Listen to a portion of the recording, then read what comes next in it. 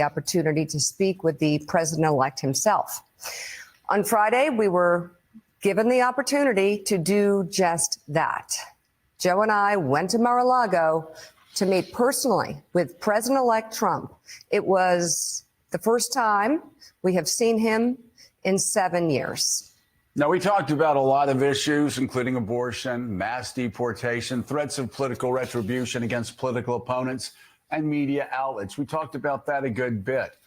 And it's going to come as no surprise to anybody who watches this show, has watched it over the past year or over the past decade, that we didn't see eye to eye on a lot of issues, and we told him so. What we did agree on was to restart communications. My father often spoke with world leaders with whom he and the United States profoundly disagreed.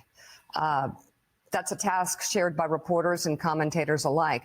We had not spoken to President Trump since March of 2020, other than a personal call Joe made to Trump on the morning after the attempt on his life in Butler, Pennsylvania.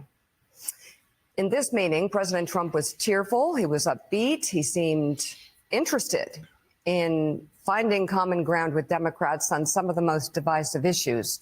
And for those asking why we would go speak to the president-elect during such fraught times, especially between us, I guess I would ask back, why wouldn't we? 5 years of political warfare has deeply divided Washington and the country. We have been as clear as we know how in expressing our deep concerns about President Trump's actions and words in the coarsening of public debate. But for nearly 80 million Americans, election denialism, public trials, and January 6th were not as important as the issues that moved them to send Donald Trump back to the White House with their vote. Joe and I realize it's time to do something different. And that starts with not only talking about Donald Trump, but also talking with him.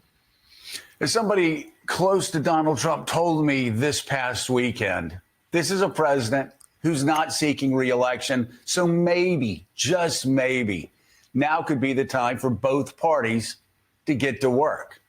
And I know, given the jarring headlines that we read every day, that may seem like a stretch, but think about this. Of the 150 million votes cast, Donald Trump got 50%. Kamala Harris got about 49%. So I don't know.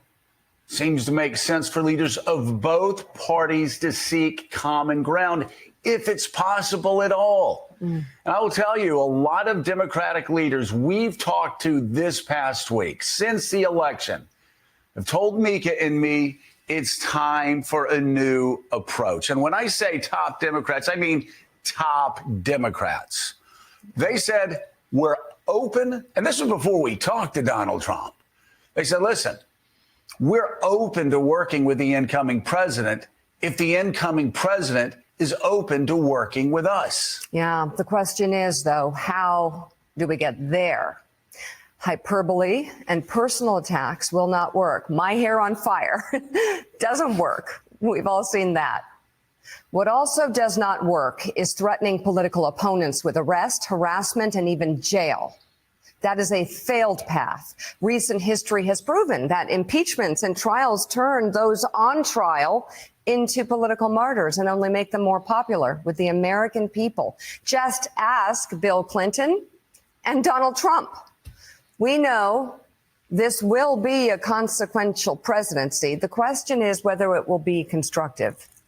It will take a new approach from all sides, from both parties, and a leader who can bring them together. And only time will tell if Donald Trump is that leader. As for us, we also let him know that we will continue to speak truth to power and push back hard when called for, as we have with all presidents. Don't be mistaken. We're not here to defend or normalize Donald Trump. We're here to report on him and to hopefully provide you insights that are going to better equip all of us in understanding these deeply unsettling times. And I am reminded of what Marty Baron, legendary editor, told his Washington Post reporters back in the first term, we're not going to war, we're going to work. So let's go to work now with David Ignatius. David, first of all, I loved, and I told Marty, I loved what he said. We're not going to war.